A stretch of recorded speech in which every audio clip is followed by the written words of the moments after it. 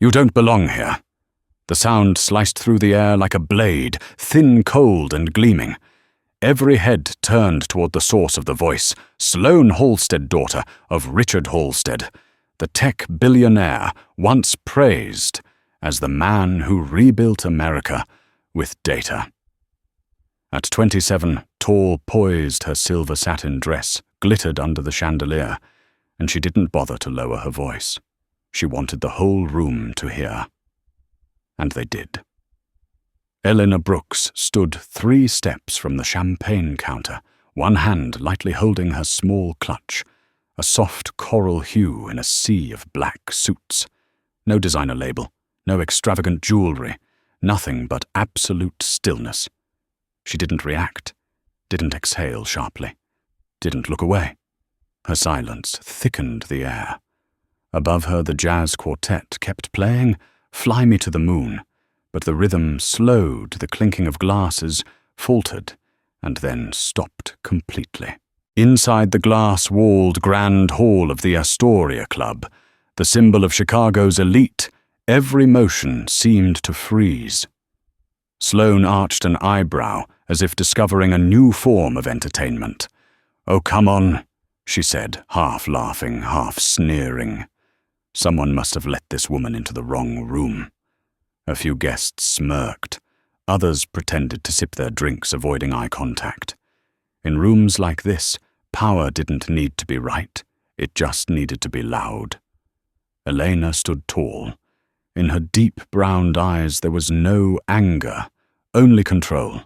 They thought she didn't belong here. But she knew they were standing in a room her money had bought. 10 years ago, she had stood in a similar room.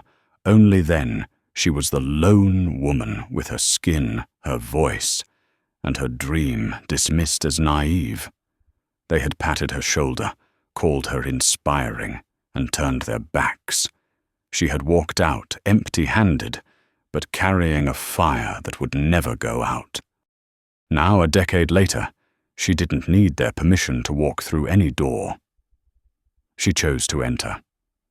A man at the bar snickered, probably a PR staffer or some kind of assistant. A woman wearing pearls smiled in agreement. The crowd released a soft, safe laugh, the kind people use when siding with the powerful. Yet Eleanor didn't move. Each heartbeat landed on the marble floor like a gavel striking. 1 beat, 2, 3. No one realized that her silence was already shifting the balance in the room. On the mezzanine, the glass panels reflected the golden light of the Chicago River back onto her face. Her skin blended with the city's glow, and for that brief moment, she seemed to belong to the skyline itself, steady, luminous, untouchable. Sloane took another sip of wine. "Are you going to say something?" Elena didn't answer. Her gaze drifted toward the window where the lights shimmered across the glass like numbers. Silence was data too, she thought, and soon they would learn to read it. Then another sound, the elevator doors sliding open. A few late guests entered, carrying the chill of the evening. One man glanced at Elena, recognition flashing in his eyes, before he quickly looked away, as if afraid the name might slip from his lips. Sloane noticed the glance and raised her voice. Maybe she's here to promote some new skincare product or something. The room erupted in laughter, sharp, hollow, cold. Elena's finger brushed her phone. The screen lit up briefly, then went dark. One light touch, one invisible warning. Through her wireless earpiece came the soft voice of Carla, her executive assistant. "You're in that room right now, aren't you?" Elena replied quietly. "Yes." And they still don't know who's paying for the drinks in their hands. Sloane rolled her eyes and turned away, thinking she had won. The crowd began to scatter small conversations, resuming, but something strange lingered in the air, an unspoken anticipation, as if someone had placed a finger on a trigger, but hadn't pulled. The narrator, or perhaps the room itself, seemed to whisper. In the world of power, the truly strong don't need to shout. They just stand still and let others reveal how small they are. Grant Sawyer Halstead.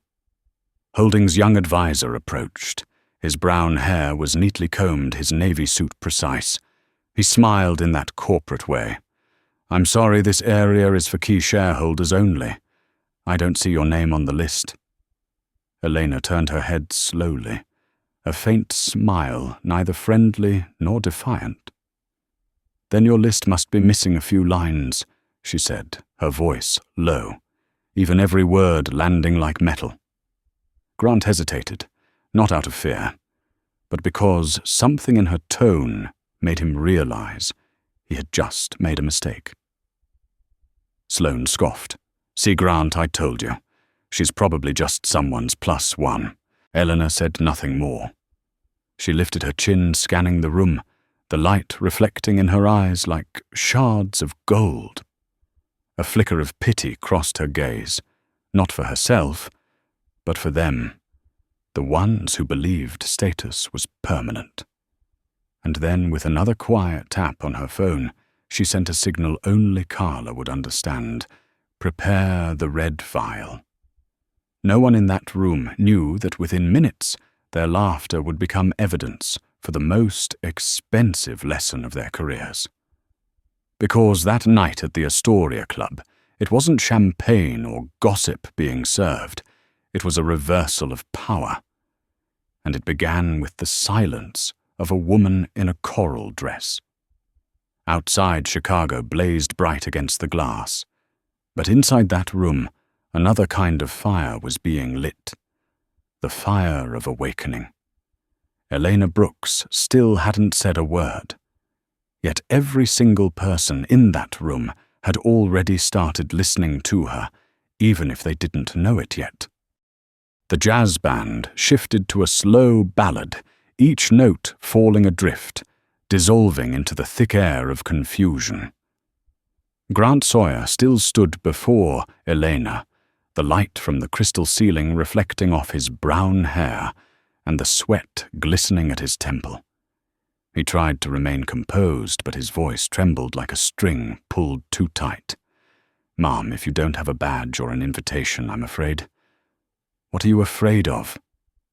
Elena interrupted, her tone gentle but absolute.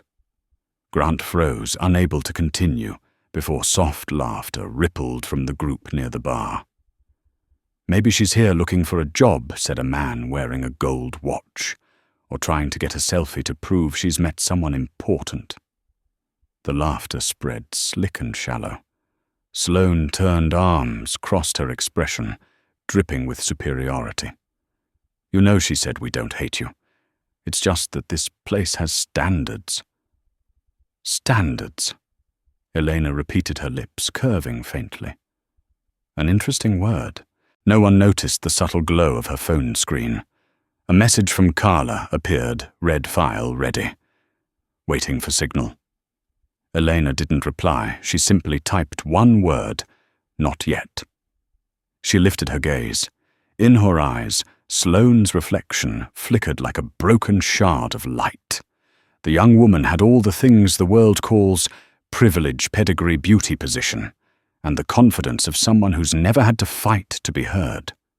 Elena understood because she had met countless Sloanes before, in investment hallways, at pitch meetings, in boardrooms where she was the only one ever called sweetheart. And she knew such people weren't truly cruel. They were simply unacquainted with rejection. Grant tried to regain control. "I'm not trying to be difficult, it's just—" "You're doing exactly what you believe is your duty," Eleanor interrupted again. "The problem is, your duty is built on a false assumption." He frowned. "And what assumption is that?" "That I don't belong here." The words weren't loud, but they reverberated through the room, not because of volume, but because of the terrifying calm in which they were spoken. A second later, silence fell once more. Even the sound of ice dropping into a glass could be heard. From across the room, a young woman carrying a tray of documents stopped in her tracks. Nina Park, 26. A new analyst at Halstead Holdings Korean American. She watched the scene unfold, her eyes blinking rapidly. Instinct told her something was very wrong. She set the tray on a table, opened her tablet and scrolled through the shareholder list she had downloaded earlier for study. Then her heart skipped a beat. Apex Capital, Partners Managing Partner, Elena Brooks. Investment $2.7 billion, Halstead Clean Tech Initiative Joint Venture. She inhaled sharply. Impossible. She looked up. The woman standing there upright, expressionless, not trying to prove a thing, was the one holding the true power behind this entire event. Nina stepped forward, her voice trembling yet clear. "Excuse me, Mr. Grant." Every head turned toward her. "Do you know who she is?" Grant frowned. "I know she's not on the guest list." Nina took a deep breath. "She's a board-level investor in our company." The silence that followed wasn't like before. It was heavier, thicker, almost tangible. Sloane let out a dismissive laugh. "How cute." "Someone believes what they read online." "This is internal data," Nina replied. Her voice shook, but her eyes were unwavering. An older man at a nearby table whispered, "Brooks. I think I've seen that name on Forbes." And then, like dominoes falling, phones were drawn screens lighting up under the amber glow of the gala. Eleanor Brooks, the silent architect of modern investment. Eleanor Brooks on CNBC. Silence is not absence, it's data. Forbes 50 women who redefined venture capital. The headlines spread across screens like wildfire. Grant stepped back half a pace. Sloane frowned, confusion breaking through her composure. This must be some kind of mistake. "No," came a woman's voice from the corner, low, steady, and certain. Harper Lane, senior editor at Financial Insider, had just entered to gather coverage. Her words carried across the room. "No mistake, Sloane. She's the reason Halstead Holdings still exists." The room erupted in whispers. Elena glanced around, light flickering in her eyes like molten metal, yet her voice remained calm, no louder than a breath. "I don't need a press conference. I just need the truth to speak for itself." Carla sent another message, red file ready. Freeze line Elena typed back, "Almost." Sloane gave a strained laugh, trying to regain her footing. "If you really are who you say you are, why has my father never mentioned you?" Elena tilted her head slightly, her voice light as air, "Because he never wanted to admit who saved his empire." The answer cracked the room open. A few guests gasped quietly. Grant looked at her, as if seeing something beyond any hierarchy he had ever known. Elena turned, locking eyes with Sloane. "You asked where I belong? This room you're standing in property I paid to sustain." Sloane opened her mouth, but no sound came out. A woman nearby, older and composed, folded her arms and smiled faintly. "Actually, she's right." Elena gave a small nod of thanks, then spoke slowly, each word deliberate. "In this world, people aren't excluded because they lack value. They're excluded because others fear having to acknowledge that value." Nina stood still, eyes glistening. She had never seen anyone turn a room full of power into a lesson in integrity. Sloane spun away. Her face flushed, her tone sharp. "Fine. If you want to prove yourself, then do it. Show me what you've got besides that name." Elena tapped her phone. A faint red light pulsed like a signal rippling across water. Carla's voice came through the earpiece, crisp and efficient. "Red file initiated." In that instant, Every LED screen in the room, from the displays to the Halstead logo, wall flickered. A faint electronic click followed like a digital lock engaging. Across the main screen, a single line appeared: Apex protocol active. Communications channel frozen. The room erupted. Grant turned to Sloane. "What's happening?" Sloane stammered. "That's impossible. The system's managed by internal tech." Elena only smiled. "Now," she said slowly, "who's the one that doesn't belong here?" The music stopped completely. The room fell into total silence, broken only by the sound of pounding hearts and quickened breaths. Sloane stood frozen. For the first time in her life, she understood what it meant to lose without anyone laying a hand on her. Elena turned from the bar, her steps steady, neither rushed nor hesitant. Each click of her heels struck the floor like an exclamation mark carved into the air. No one dared stop her. No one dared speak. As the doors opened, the night wind from the hallway swept in, carrying the chill of the Chicago River. Elena paused, glancing back over her shoulder. "If anyone asks what happened tonight," she said, her voice soft but sharp, "tell them this. A woman stood still and made an entire room kneel before the truth." Then she walked away, and the room once built to decide who belonged and who didn't had just been redefined forever. The door closed behind Elena, yet the aftershock of that moment still trembled through every crystal glass. The grand hall of the Astoria Club fell dead silent. No cough, no whisper, only the heavy breathing of people who had just watched power flip with a single touch. Grant Sawyer stood frozen, face drained. In his ears, the background music was gone, leaving only the thud of his own heartbeat. He tried to unlock his phone to call security, but the screen flashed a notice: "Restricted access, Apex protocol active." "Impossible," he whispered. "Our system is locked." Sloane Halstead still refused to believe it. She spun in circles in the very room that minutes ago had been her stage. "Will someone please explain what is happening?" she shouted. Her voice rang out, but no one answered. Those who had laughed with her now lowered their heads. Some avoided her eyes. Some pulled out their phones and began searching for Elena Brooks. News pieces, videos, conference photos crowded their screens.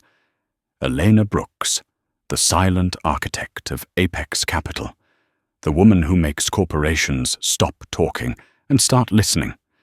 The $2.7 billion woman who reshaped venture ethics. Each headline struck Sloane's pride like a hammer. In a corner, Nina Park stood still, gripping her tablet, as if she might miss a second of history. She could not look away from the red line blinking on the LED wall: Apex protocol active. It was not just a technical signal. It was a declaration of ownership. The doors opened again. 2 security staff in black suits stepped in, eyes cold and professional. One spoke, "Apologies everyone, we received a support request from Advisor Sawyer." "Is there a problem here?" Grant tried to recover himself. "Yes, an unverified guest has." He did not finish because from the left corridor, Elena's voice cut the air soft and sharp as silk under a blade. An unverified guest. Everyone turned. Elena had returned to the room. No one understood why she came back, but each steady step she took made the atmosphere even heavier than before. Sloane stared. "You are still here." Elena gave a faint smile. "I never leave what belongs to me." One of the guards approached, voice courteous. "Ma'am, we were asked to escort you out for the safety of the event." Elena tilted her head, eyes slipping to his name badge. "What is your name?" "Marcus, ma'am." "Marcus, let me offer you a word of advice. Do not lay a hand on a woman until you check whether she is funding the building you are standing in." Marcus gave a quick smile, thinking she was joking, but her gaze stopped him. The certainty in her tone did not sound like someone being removed. It sounded like someone issuing an order. Grant cut in, grasping for authority. "That is enough, Brooks. This is a shareholder discussion area. You have no right to remain." Elena turned her eyes, landing on him. "No right. You signed my non-disclosure agreement 2 years ago, Grant. You just never knew who drafted it." Grant went silent, a breath, escaping him, as if his entire career had just hit the floor. The room began to shift. People who had stood on one side now changed position. Several moved closer to Elena, not to confront her, but to simply be near. They wanted to witness what would happen next. Harper Lane reporter for Financial Insider raised her camera. "I was not planning to film," she said. "But if history is being written, it deserves a record." Elena nodded. "Let them see. Remember, I do not need video. I need the truth." Sloane laughed, clinging to the last scraps of pride. "What will you do? Call your lawyers? Threaten to pull funds over a single comment?" Elena looked at her calm as a still lake. "I do not pull out because of a comment. I pull out because of a culture." Nina clenched her hands, her heart tightening. This was no longer about a company. It was a lesson. Elena touched her phone. Carla's voice came clear in the earpiece, cool and surgical. Phase 1 complete. Legal acknowledged receipt. Phase 2 pending your confirmation. "Wait for me," Elena said softly. Then she looked directly at Sloane. "You asked what right I have," she said low and firm. "I have no right. I am the right." A breathless pause followed. Then notification chimes rang across personal devices. Someone cried out, "My goodness! Halstead Holdings accounts are temporarily locked." Another snapped open a laptop, staring at the screen. The entire marketing data system just disappeared. Short breaths, scraping chairs, ringing phones, the room broke into chaos. Elena walked to the bar, took a half-filled flute of champagne. She did not drink. She watched the fine bubbles rise like capital rerouting itself. "The strange thing about power," she said quietly, "is that it convinces people they own it until someone turns off the switch." Sloane trembled. "You cannot do this. This is a signed joint venture, and I am the one who signed it." Elena cut in. She set the glass down. The soft tap landed like a period. In that moment, Harper whispered into her lens, "I think we are witnessing a $2.7 billion transfer of power in the middle of a gala." Marcus the guard looked around as if to decide who truly needed protecting.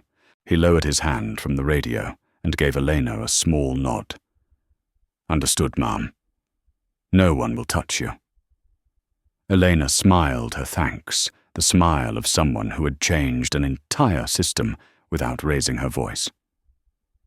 She stepped closer to Sloane, stopping a few paces away. The young woman's arrogance was gone, replaced by pure confusion. Elena looked at her voice, dropping. "You know, Sloane, I do not hate you. I only feel sorry for you. You were born inside a room. Other people spend a lifetime trying to enter. The first thing you did was point at someone else and say, 'They do not belong.'" Sloane opened her mouth, but no sound came. A thin tear slipped down, catching the amber light. Elena did not look away. She let Sloane see her eyes clearly, without hatred, without pride, holding only one thing, the compassion of someone who has already walked through everything. The other is only beginning to learn. Then she turned to the crowd. "I did not come here to prove anything. I came to observe. And now I have seen enough." She drew her phone and spoke softly into the earpiece. "Carla Phase 2, full containment." Copy Carla replied. "All Halstead channels isolated. The board receives notice in 90 seconds. Elena put the phone away and stood in the center of the storm. She did not need to command anything else. The system was running itself like a machine she had designed and left waiting for the signal. On the LED screens, the Halstead Holdings logo flickered and went dark. The room's lighting dimmed. No more music, only a collective breath. Elena looked around the room as if she could see each layer of pretense collapsing. Sometimes she said softer than a whisper, "Silence is the strongest way to make people listen," and this time no one dared to disagree. The light in the room dimmed, leaving only a faint, golden glow from the chandeliers above. Everyone stood frozen, as if afraid their slightest movement might bring the building down. In that moment, the silence had a sound of its own. It pulsed through every chest, not because of the absence of noise, but because of the excess of fear. Elena Brooks remained where she was, upright, calm, and steady, like a monument in the eye of a storm. Strands of her hair swayed gently in the breeze coming through the open door, and though the entire room trembled, she stood as if even the wind itself dared not touch her. Grant Sawyer was the first to find his voice, though he had lost its weight. What did you just do to our system?" Elena turned to him, her gaze void of anger, filled instead with the quiet sorrow of someone who once believed in intellect, but was forced to use power. "I didn't do anything," she said softly. "I only took back what was already mine." Sloane let out a warped, fearful laugh. "Took back? You're destroying everything my father built."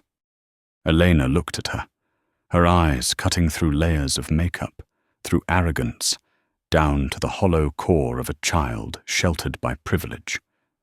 "No, Sloane," she said slowly. "I'm only peeling away the illusion that he ever owned it." A dry ping echoed from a guest's laptop, then another, then a cascade. "Oh my God," someone gasped. All of Halstead Holdings' joint venture shares just disappeared from the data registry.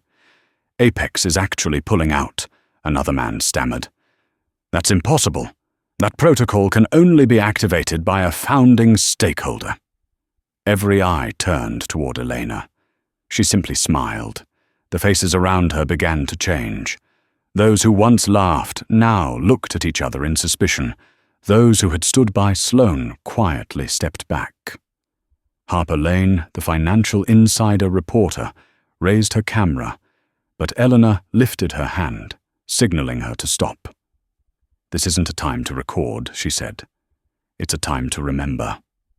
A cold breeze swept through the glass doors. Outside Chicago shimmered with light, the river reflecting 1,000 city lamps. Inside, the most powerful people in the city swayed like shadows that had lost direction. Grant turned to security. "Do something," he shouted. Marcus, the taller guard, shook his head slightly. "I don't think she's someone we're allowed to do something about." Grant froze. The words, though unintentional, were the truest statement of the night. Elena walked to the central table, where a crystal emblem bore the engraving Halstead Clean Tech Alliance. She touched its icy surface, watching the letters reflected in her eyes. "How ironic," she murmured. "A clean energy project, powered by the dirtiest energy of all ego." Sloane lunged forward, her voice sharp with panic. "You can't do this. I'll call my father." He's in an emergency board meeting right now," Elena interrupted gently. "He just received the notification, full withdrawal Apex protocol." They're probably asking themselves why they ever trusted control to someone without reading the fine print. Sloane stopped, her lips trembling. She had never seen anyone speak words so devastating in a voice so calm. "Why? Why are you doing this?" Elena tilted her head slightly, her eyes softening. So someone in this room can learn the lesson I learned 10 years ago. That no one has the right to define another person's worth. Harper lowered her camera and stepped forward, eyes glistening. "And where will you go after you pull out? Nowhere," Elena replied. "I just no longer wish to stay somewhere unworthy of my silence." A voice rose from the back of the room, Nina Park. Her tone wasn't loud, but it was clear. "Miss Brooks," she said, I just wanted to thank you. Not for doing something so monumental, but for proving that a person can stand still and still make others listen."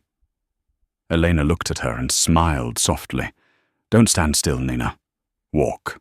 Just walk with stillness inside you." The elevator doors chimed in the distance. A man in a grey suit stepped out, Richard Halstead, 62 Sloane's father. His face was pale, his silver hair dishevelled. He had come straight from the office after receiving the news. "Sloane," he rasped. "What's happening here?" Sloane rushed toward him. "Father." She, but Elena spoke first. "Me," she said. "The one you forgot to thank when your company escaped bankruptcy in the year 2021. Richard turned, eyes widening. "Brooks." Elena nodded. "Apex Capital. $2.7 billion. The investment you called temporary relief." He took a step back, his expression shifting from shock to anger. "You're going to destroy this partnership. You realize this will cost hundreds of jobs." Elena tilted her head. "When a system is built on contempt, collapse isn't tragedy, it's purification." The words split the air like glass breaking. Richard clenched his fists. "You're taking revenge." "No," Elena replied. "I'm restoring value." Her voice wasn't loud, but every word struck like a nail driven into the wall. Suddenly his phone buzzed. The screen flashed, "Access denied. Apex withdrawal executed." Below it, the timestamp 8:41 p.m., Central Standard Time. Richard stood, frozen lips moving but soundless. Elena looked around the room one last time. She saw faces once proud, now bowed low eyes, filled with fear and awe. But above all, she saw herself 10 years ago. The young woman standing outside rooms like this, hearing people say, "You don't belong here." She drew a quiet breath and said, "I don't need them to apologize. I just need them to remember this feeling, the moment when a woman they dismissed could stop an entire system with a single touch." Sloane turned away, tears spilling down her cheeks. Richard lowered his head, his hands trembling as he clutched a phone no longer connected to his empire. Nina stood still, her eyes shining, as if witnessing something sacred. "And Harper," her voice unsteady, whispered, "we just witnessed a moment that will be written into financial history. But what truly matters isn't the number." Elena smiled faintly. "That's right. Power isn't in 2.7 billion. It's in the right to exist without asking permission." Then she turned away. Her silhouette merged with the light from the hall, where the elevator doors opened like an exit, or perhaps a gateway to a new era. And as she stepped inside, Elena didn't look back. She didn't need to. The room had learned its lesson. Outside, the night wind swept across the Chicago River, carrying the rustle of buildings reflecting the city's glow. A city still shining, but from this night on, it would have to see power in a different light. The elevator doors closed, reflecting Elena's face in the polished steel like a mirror. In those few seconds between two floors, she saw herself, eyes no longer burning with anger or vengeance, only the quiet light of someone who knew she had just closed a chapter of her life. The distant sound of music from the gala still echoed faintly, like the dying heartbeat of an old world. "Carla," she said softly. Through her earpiece, status, Carla's voice came clear, calm, and heavy with meaning. "Exit complete. Halstead's communication channels frozen. Legal acknowledged breach of conduct. Public relations holding pattern initiated. In 3 minutes, international media will receive the withdrawal statement. Elena closed her eyes and took a long breath, not out of exhaustion, but of release. When the doors opened, she stepped into the lower hallway, the corridor leading back to the main lobby of the Astoria Club. Her heels clicked against the marble floor, each step sounding like a metronome, counting the new order of the world. Under the golden light, the staff stood still, unsure of what had happened, only seeing a woman in a coral dress walking past with the composure of someone who had just walked out of an earthquake without a trace of dust. Upstairs, the ballroom was chaos. Phones rang incessantly. Richard Halstead still stood there, hands trembling, face pale as notification after notification appeared. Apex system disconnection confirmed. Portfolio access revoked. Server link terminated. Grant Sawyer had sunk into a chair, his head buried in his hands. Nina still stood in the corner, frozen between awe and disbelief. Sloane sat collapsed on the floor, eyes wide as she stared at her phone, like a child lost inside her own house. Harper Lane, still holding her camera, whispered to her colleague, "I don't think I just filmed a scandal. I think I filmed a lesson." At that moment, a wave of headlines began spreading across social media. Brooks' move, the quietest coup in venture history. In the lobby downstairs, a young staff member hurried over nervous. "Miss Brooks, I'm sorry, someone from club management wants to confirm the technical malfunction." Elena smiled faintly. "No need. It wasn't a malfunction. It was a design." She said it, then continued walking toward the main entrance. Outside, Chicago shimmered in light. The city reflected off the river like a second sky. A black sedan waited. The driver stepped out and opened the door. But Helena didn't get in right away. She stood on the steps, hand brushing the cold, railing eyes, lifted toward the upper floors where the room still glowed with light, but the power inside had gone out. She smiled softly. "You don't have to destroy an empire to prove your strength. You just have to take away the silence that once sustained it." A breeze swept by, rustling the hem of her dress. She remembered the first time she stepped into the world of finance, how they laughed because she had no name, no old blood. A mentor had once told her, "In these rooms, if you're not invited, you'll never hear." Tonight, she had proven the opposite. You cannot invite or exclude a presence powerful enough to make the room fall silent. Upstairs, the elevator doors opened. Marcus the guard stepped out with Nina. He guided her away from the suffocating air and whispered, "I think I just saw something most people spend their lives not believing could exist." Nina nodded, her eyes still wet. "I think she didn't just pull capital. She pulled out their false pride." Back in the room, Richard collapsed into a chair, exhaling like a man who had lost his compass. Sloane lifted her head, her voice hoarse. "Father, can she really destroy everything we have?" He didn't answer. He only looked up at the chandelier, its glitter now unbearably bright. "No," he said quietly. "She didn't destroy it. She just took back what was never really ours." Harper Lane heard that and nodded. She turned off her camera and looked out the window. From the top floor, she could see the woman in the coral dress step into the car, disappearing into the stream of city lights. She whispered. That woman just redefined the phrase, power move. In the car, Elena leaned back, eyes on the city passing outside. Chicago blurred into streaks of gold. Her phone buzzed. Carla's final message appeared. All done. Halstead board called emergency meeting. PR freeze holding. market already reacting. Below it was the summary: "Your move is trending worldwide." Elena looked at the screen, brushed her thumb across it, then locked it. No smile, no sigh, only a distant gaze.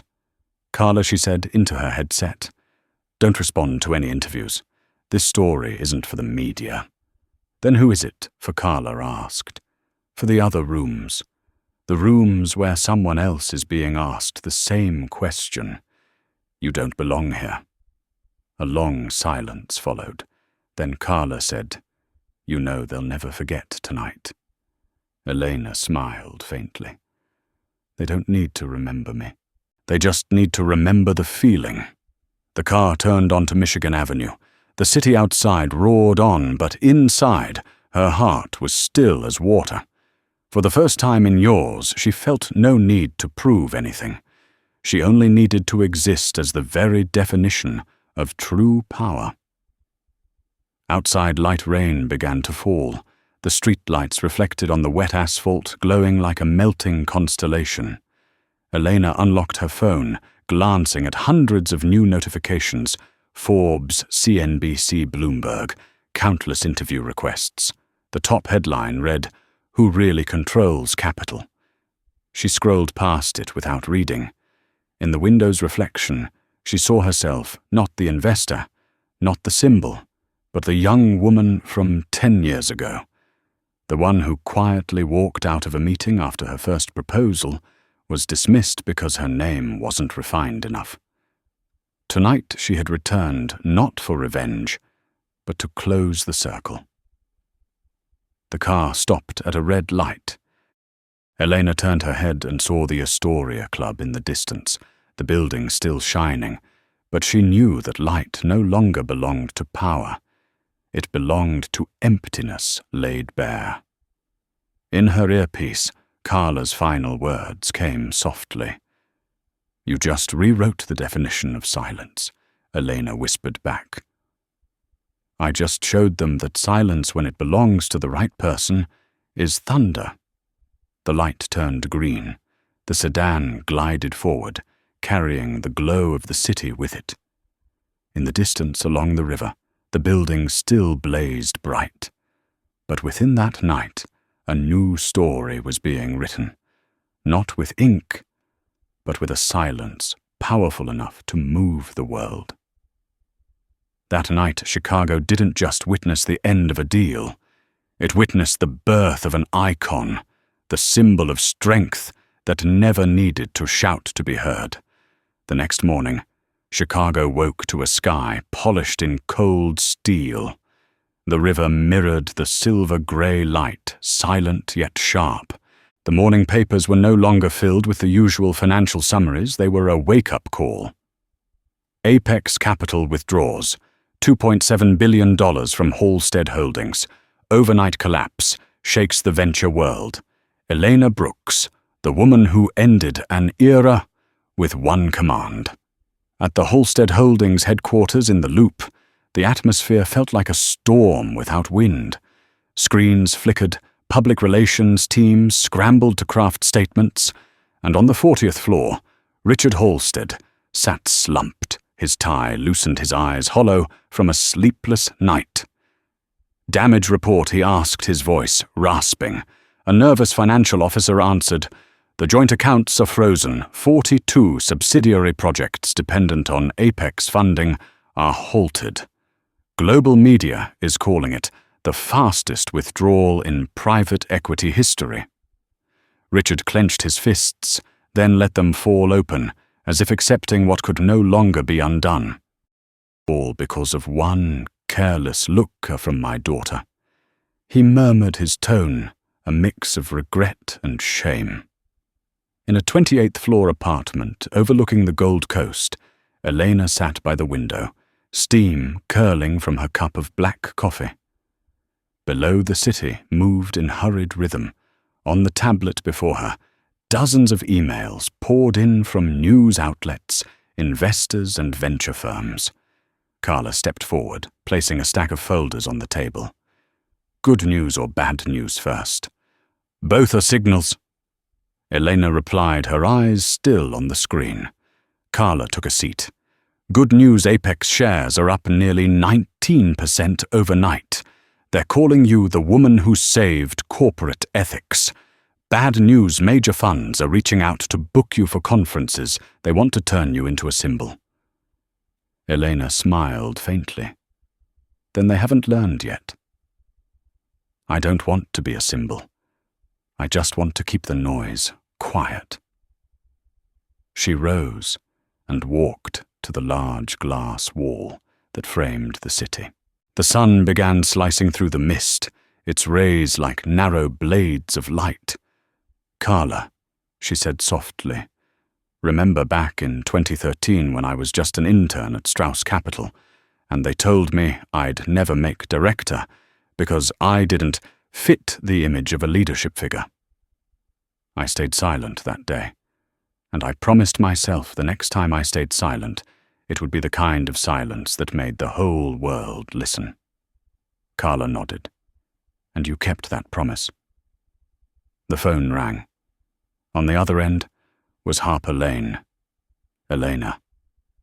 The reporter's voice was steady, but warm. Did you know the market is calling last night? The quiet coup. I know, Elena said. But coup is too heavy a word. I didn't overthrow anyone. I just pulled the curtain back and let the light in. Will you go? Public? Harper asked. No, I don't need to say more.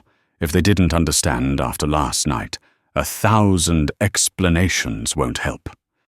Harper paused, then said softly, They're saying you're the first woman to make Wall Street relearn how to speak. Elena smiled. I just made them learn how to pause before they do. After the call, Carla watched her pride and concern mingling in her eyes. Do you regret it? Elena turned, smiling gently. No, because I didn't do it to win. I did it to reset the balance. Outside, a crowd of reporters had gathered in front of the building. They couldn't see her. Apex had rented out the entire floor to keep the press away, which only made them hungrier for a glimpse. On Twitter, the discussions flooded every feed. Brooks' move power doesn't need noise. Respect is currency, the silent revolt. Meanwhile, at the Halstead office, Sloane sat in her private room, her head buried in her arms. For the first time, daylight frightened her. What had happened last night felt like a nightmare she couldn't wake from. The door opened. Richard entered his face, carved with exhaustion. Sloane, he said, his tone low. You need to understand, money can return, reputation can be rebuilt, but respect, once lost, never truly comes back. She said nothing. You didn't just lose $2.7 billion. You made the world believe we deserved to lose it. Sloane lifted her head, eyes red. Father, I didn't think one sentence could... Exactly, he interrupted. You didn't think. But she did, for an entire generation of people, dismissed the same way. His words sliced through the last layer of arrogance left in her. Back in her apartment, Eleanor opened her laptop and read the market reports. Halstead's valuation had dropped 32% in just 8 hours. She felt no triumph, no joy, only stillness. Because she knew this wasn't the fall of one person, it was the collapse of a mindset. Carla sat across from her. Are you going to reinvest? She asked, quietly. Elena shook her head. Not into the same structure. I'll build a new fund one for people who don't need permission to sit at the table. Carla smiled. That sounds more like a beginning than an ending. Elena nodded. Exactly. We're not destroying power. We're redefining it. A notification flashed on her screen. CNBC requests live interview who really controls capital. Elena turned it off.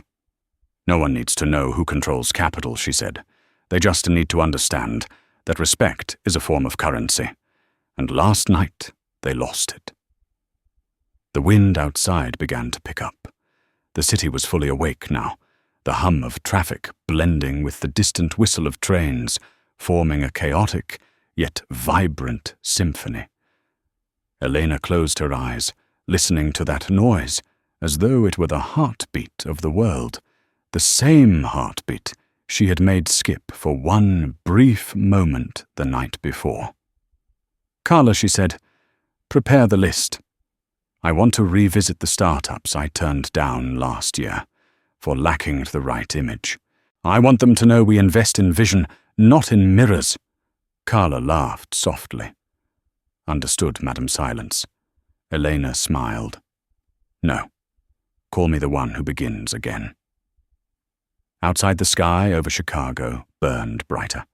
The buildings glimmered in the first sunlight of a new day, and within the millions of sounds that made up the city's pulse, there was an invisible stillness, the stillness of respect newly learned, and of a woman who had proven that sometimes, to make the world listen, all you have to do is stand still and wait for the right moment to speak.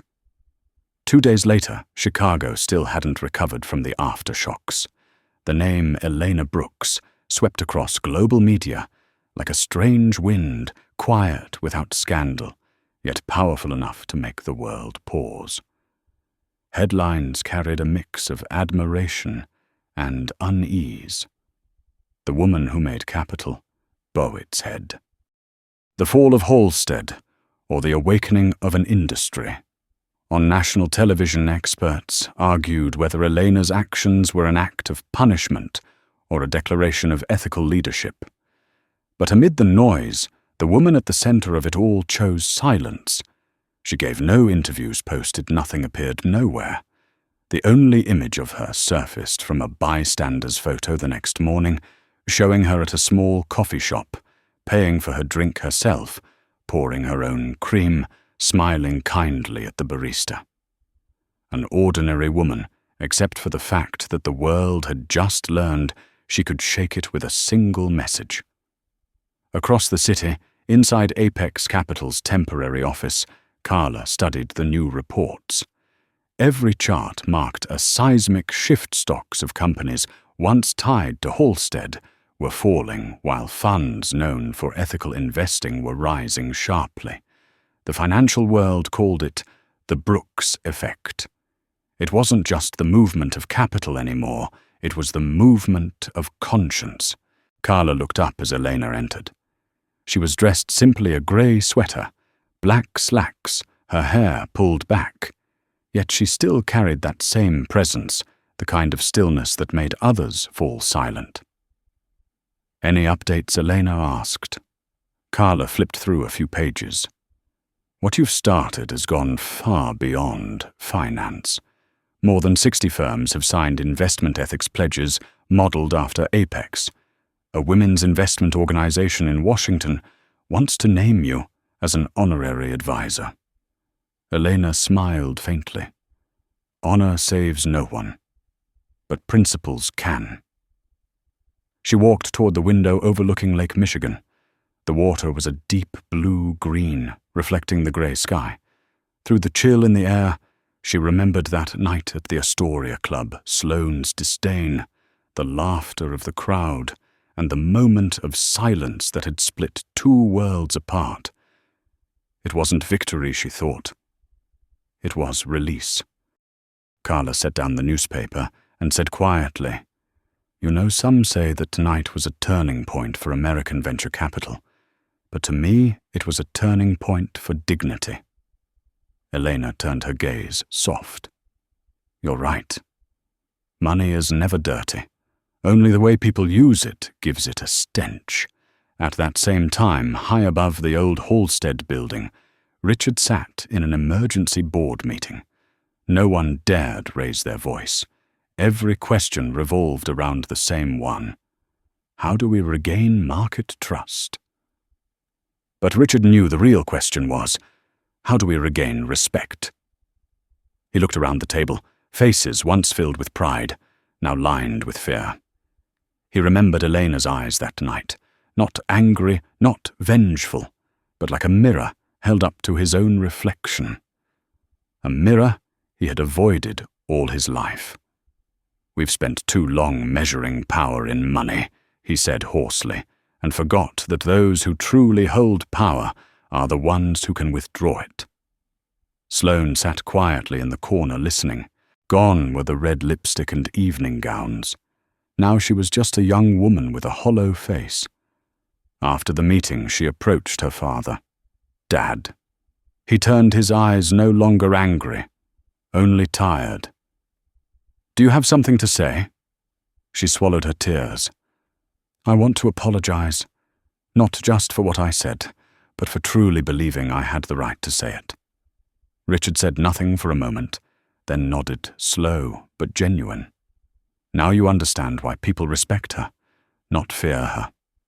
Sloane nodded, because she made the room fall silent, and no one felt humiliated. They only felt small. That afternoon, Elena left the office.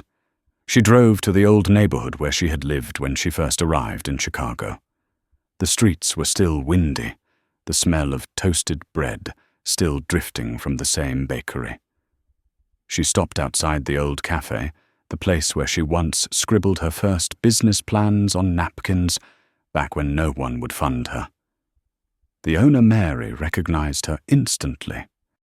"Good heavens, is that really Elena Brooks?" Elena laughed. "If I said no, would you believe me?" Mary smiled, pouring coffee into a ceramic cup. "You still take it black, always." They sat facing each other as snow began to fall lightly outside. "I saw the news," Mary said. "They say you made the entire financial world tremble." Elena looked out the fogged window. "I didn't want them to fear. I just wanted them to listen." "And do you think they'll change?" Mary asked. Elena was quiet for a moment, then said, "Not all of them. But if just a few people stop and think before humiliating someone, that's enough." Mary looked at her for a long moment, then smiled. "I've always believed the people who truly change the world don't come to speak. They come to give silence meaning." Elena nodded.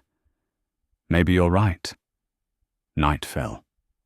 When she left the cafe, snow had blanketed the sidewalk in white. On the drive home, her car passed the Astoria Club, the place of that fateful night. The suite on the 30th floor was still lit, but the light was no longer dazzling. It was pale, weary, and empty. Elena stopped the car and looked up. In the reflection on the windshield, she saw herself, the woman who was once told she didn't belong there, now the only one calm enough to stand outside it.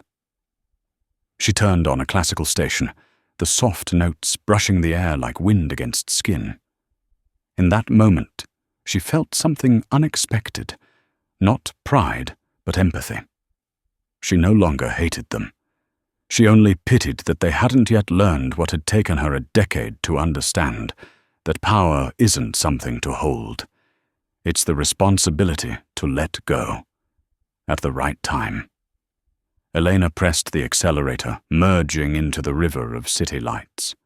Chicago's sky grew darker, but along the horizon, thin streaks of light broke through the clouds, a quiet promise that a new era had just begun. And amid that skyline, a voice seemed to echo like a steady heartbeat.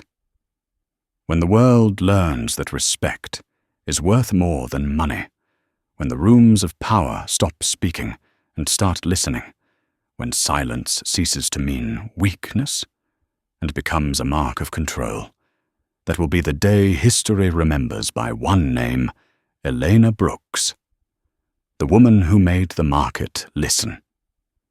1 week after the historic withdrawal, the wave set in motion by Elena Brooks had yet to settle.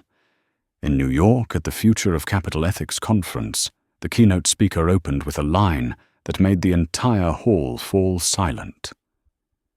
Power is not measured by how loud your voice is, but by how many people choose to fall silent and listen to you. On the massive LED screen, a line appeared beneath the words, "Eleanor Brooks, Managing Partner, Apex Capital Partners. The audience remained still. Some lowered their heads. Others smiled faintly. All of them knew they were living in the age after Brooks, a time when reputation was no longer a shield, but a mirror. That same morning in Chicago, Elena kept to her old routine: black coffee, no sugar, and soft jazz playing in the background. Her apartment was filled with morning light. Carla entered with her laptop and a knowing smile. "Have you seen the news this morning?" Elena shook her head, her eyes tracing the streaks of sunlight across the window pane. Carla opened her screen. The Global Investment Conference in New York opened with your quote. "The whole world is talking about something called silent leadership through stillness." Elena raised an eyebrow. "Leadership through stillness, poetic." Carla laughed. "Poetic but real.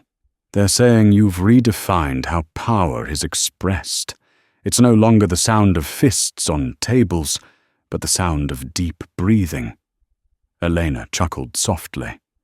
"Sounds like a meditation session on Wall Street." Maybe Carla said, "But I think this world needs it. It's been too loud for too long." Elena fell silent.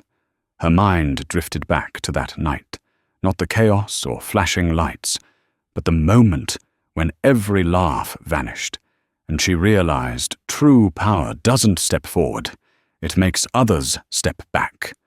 Her phone buzzed on the table, an email from Richard Halstead. She blinked, surprised. She had never expected him to write. She opened it.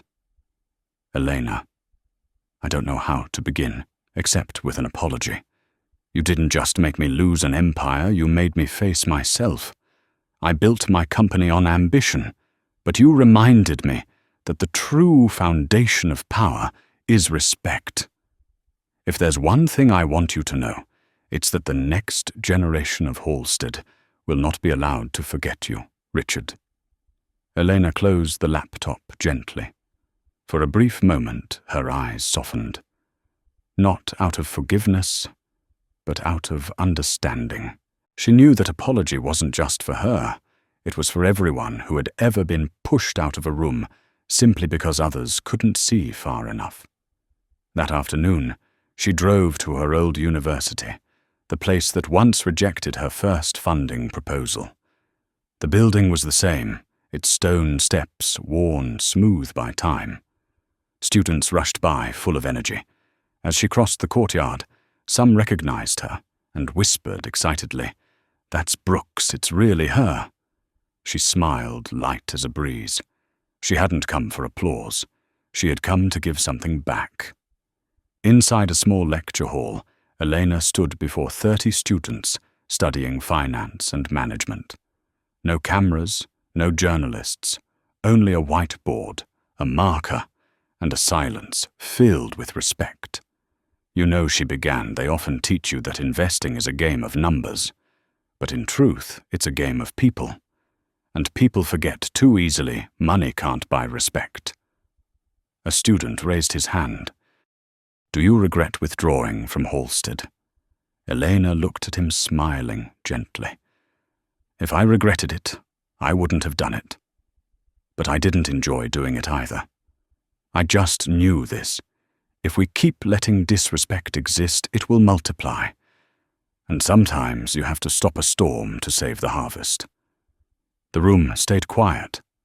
A young woman in the back row lowered her head, hiding tears behind her glasses. Elena noticed her eyes were exactly like hers 10 years ago. She walked over and stopped by her desk. "What's your name, Rachel?" the girl whispered. Rachel Eleanor said softly but firmly, "When they tell you that you don't belong here, don't argue. Just stay long enough for them to realize they're the ones who don't." The class erupted in applause. Not loud, but steady, sincere, and warm. That evening at the Apex office, Carla reviewed the market news. Halstead's value was still falling, but something unexpected was happening. The public wasn't celebrating, they were reflecting. Millions of online comments discussed corporate ethics cultures of respect and female leadership. No one was asking who Elena was anymore. They were asking what kind of system it was that required such an event to realize what had been wrong all along. Carla smiled. You started a global conversation, and you did it in silence. Elena looked up from her desk, the lamplight glinting in her calm eyes. It wasn't silence, Carla. It was clarity. Clarity, yes. When you're clear about your values, you don't need to shout for others to see them. Carla understood then. She looked at the woman before her, serene, humble, yet carrying the kind of steadiness the entire system now had to acknowledge. Outside, the night wind swept cold air from the lake across the city. The skyscrapers cast golden reflections on the dark water, flickering like candles at a vigil for the old world. Elena turned off the office lights, leaving only the glow from the window. She gazed toward the horizon, where city lights met the sky, dots of brightness, like commas in a story not yet finished. She whispered almost to herself, "The market has learned how to listen. Now it's time for people to learn how to speak again, with respect." And with that, she closed the notebook before her, embossed with two small but shining words, dignity first. That night the city did not sleep, but for the first time it was quiet. Not because of silence, but because everyone finally understood. True strength isn't found in how far your voice carries, but in the heart that pauses before speaking words that could wound another. 3 months later, Chicago's winter melted slowly. The snow was no longer cold white, but shimmering like fine silver dust dissolving into the streets where the name Eleanor Brooks had already become legend. Yet for her, everything was only beginning. Apex Capital had moved into a new building. No logo, no signboard, only a single line, carved deep into the stone wall, dignity first. Inside there was no private office, no grand conference table. Elena wanted everyone seated at the same level because, as she always said, ideas have no hierarchy. One morning, Carla walked in, holding an invitation from the International Business Ethics Alliance. "They want you to give the opening speech," she said. "The theme is power and decency." Elena smiled. "I don't need to say more. The world has already heard." "But they need to hear it from you," Carla replied. "You're the reason people believe that ethics can be profitable." Elena stayed quiet for a moment, then nodded. "All right. But I won't speak about power. I'll speak about respect." That night, she walked alone along the banks of the Michigan River. The city cast its golden glow across the water, glittering like memory. A group of students passed by. They didn't recognize her, but one whispered, "If it weren't for Elena Brooks, maybe we wouldn't dare to dream this big today." She heard it smiled faintly and kept walking. Deep down, she knew every true revolution doesn't begin with a shout, but with the moment someone decides to stand still and is no longer afraid. She looked up at the night sky, streaked with distant light. Her phone buzzed in her pocket, a message from Carla, just 3 simple words. "Market stable again." Elena closed the phone and smiled. The market was steady again, but more importantly, people had learned how to keep respect steady too. Her steps slowed. The wind brushed past her shoulders, carrying the soft murmur of the city, not the sound of power, but the quiet breath of a world that had finally learned to listen. And in the gentle glow of the night, a closing voice whispered softly, "When the world chooses silence to learn how to listen, it is no longer silence. It is legacy." The following spring, New York hosted the Voices of Change conference. Among thousands of leaders, investors and scholars, no one spoke of profit. They spoke of human value in business. At the center of the stage, Elena Brooks stepped forward, without bright lights, without grand effects, only a round of applause that was deep, steady, and sincere. She looked around, her voice soft but clear. 3 years ago, someone asked me, "You don't belong in this room, do you?" And today, this very room is the answer. We belong anywhere we bring respect with us. The hall fell silent. In that moment, Elena realized she was no longer the woman who once triggered a $2.7 billion withdrawal. She was the woman who had restored meaning to 2 simple words: human respect. As she stepped off the stage, Harper Lane approached with a smile. "The world has changed, Eleanor." Eleanor replied in a calm, low voice, "No. The world is the same. It just listens now."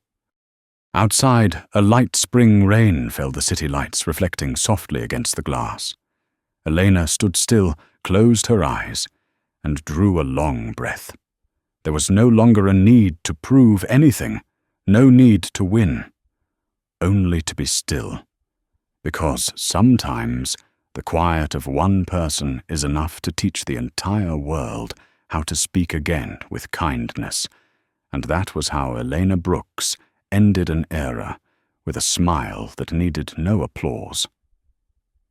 From the perspective of an expert in leadership ethics and corporate culture, the journey of Elena Brooks is not merely a story about power, but a reminder that in a world where money can buy almost anything, respect remains the one thing that cannot be priced.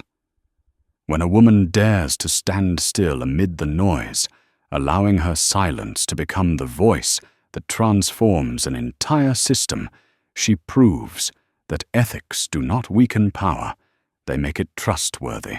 If you believe that respect is still the most enduring foundation of success, like this video to share that message. Subscribe to the channel to follow stories where integrity shines through the rooms of power, and comment below with the phrase that reflects your belief: keep respect.